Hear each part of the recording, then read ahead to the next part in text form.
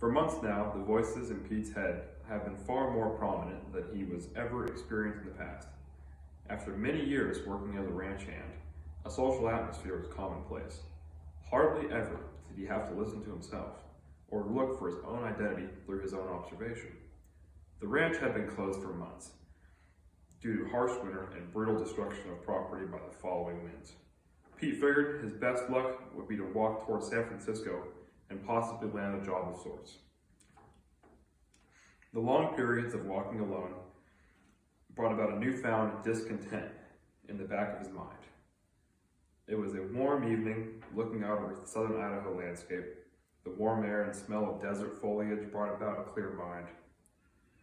A falcon landed nearby, and an old fence post, cocking its head in Pete's direction.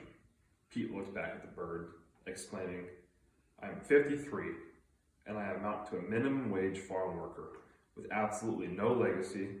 I am no more than you. But we are happy in this big world, ain't we, bird?" Pete did not actually desire a life in the city. The only means he was willing to achieve through his journey was simple financial stability. Such ends, however, only satisfied his conscience and voice of reason. Leaving behind the open landscape went against his entire identity as he had formed it for years before. He began to wonder, should I simply turn back and forget these false aspirations? Am I meant to be the simple man? Trapped and lost, Pete desperately fought himself for a resolution.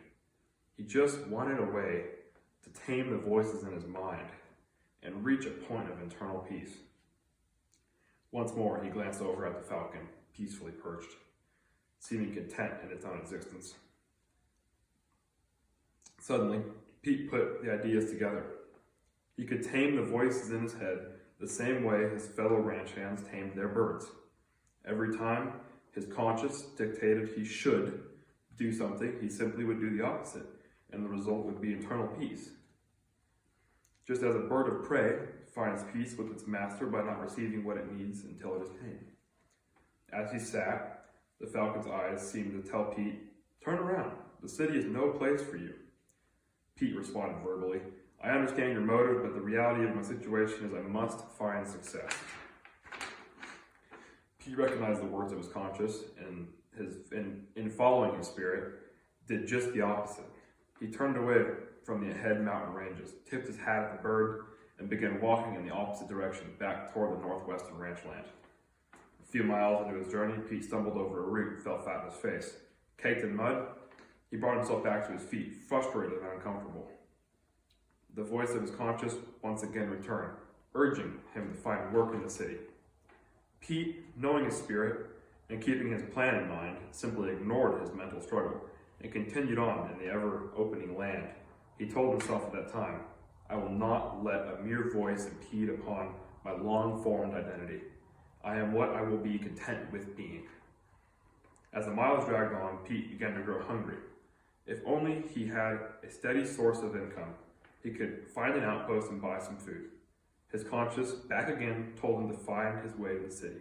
Pete once again ignored the voice, speaking to himself again, "You are stronger than your need for food. You have gone weeks without eating in the harder times." Pete continued on. He was growing excruciatingly tired and wanted only to find a spot to rest for the night. The voice came back, sharp and demanding. It dictated, "You best get your ass to bed before you wear yourself to the bone." Pete gritted his teeth and kept on walking against the odds. He still had no direction and no foreseeable future. As the sun dove over the distant ranges, Pete caught a glimpse of an abandoned cabin amongst the high desert plains. He ventured in its direction and noticed a stream flowing down the hill from a small structure. He opened the door and the creaking of the rusty hinges welcomed him to his new existence. Through his taming of himself, Pete had found inner peace, realizing that the spirit and identity of an individual is the prominent driving factor in the noise of one's mind.